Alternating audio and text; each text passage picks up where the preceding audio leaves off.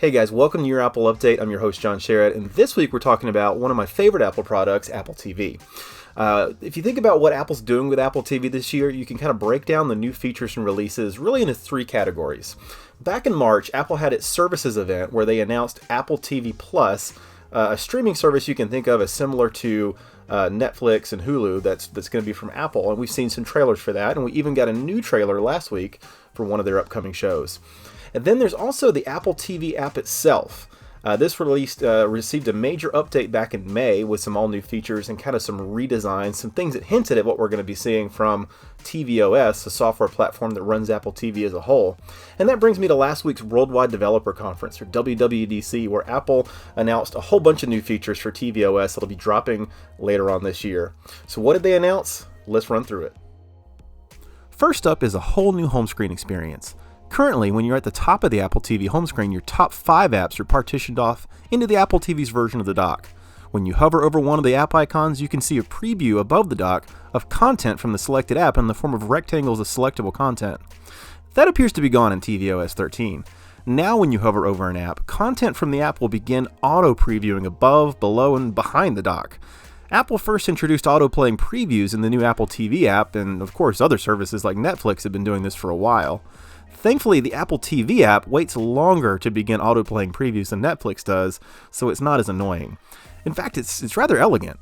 Hopefully the new home screen auto previews will behave similarly, but I also hope Apple will give us a setting to turn this feature off if we want to. As you can see from the screenshot, the dock's look has also been updated with a smoky gray backdrop that I quite like. Next is separate profiles for everyone in the family. This is another feature that Apple has borrowed from Netflix, and I'm happy that they have. Right now, if multiple people in your family all use the Apple TV app, everyone's shows get added to the same Up Next queue. tvOS 13 is bringing a multi-user experience to Apple TV via tvOS's version of Control Center. This is going to be great for families because everyone can have their own profile with their own media content queued up and not get all messed up with everybody else's in one place. Another new feature is Apple Music Lyrics. Apple Music on iOS has had a lyrics view for a while now, and that's finally coming to Apple TV in a format reminiscent of Spotify's lyrics view. As you're listening to a song in the Apple Music app, the lyrics will be displayed next to the album art and change as the song progresses. I love it. And oh yeah, Apple Music gets to benefit from multi-user support too, so everyone can have their own music queue and recommendations. Next is Xbox and PlayStation game controller support. The 4th generation Apple TV and the Apple TV 4K have supported the MFI or made for iPhone game controllers all along.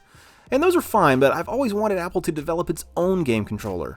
We didn't get that at this WWDC, but Apple did announce support for Xbox and PlayStation game controllers.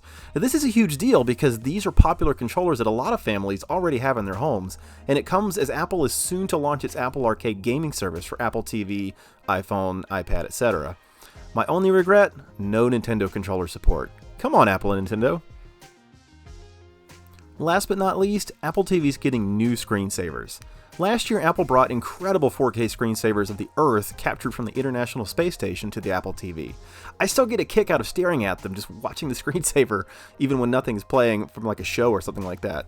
This year, Apple is bringing BBC underwater footage, and at the event they showed a preview of some of the gorgeous footage of fish and coral. Here's hoping there's a cool shipwreck in the mix. So there you have it. That's what's coming later this year to Apple TV when tvOS 13 drops. What was your favorite thing that Apple announced? Leave me a comment. I'd love to hear from you. This has been John Sherrod for your Apple Update, and I'll see you next time.